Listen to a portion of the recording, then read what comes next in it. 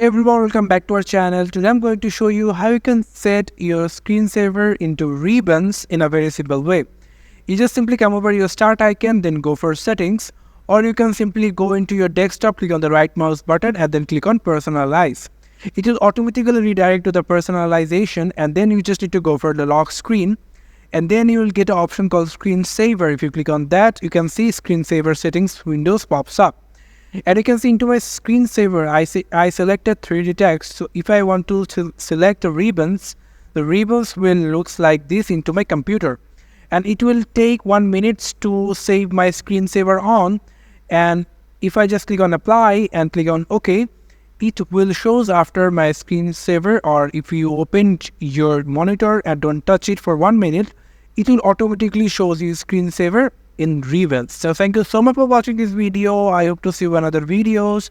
Till then, goodbye.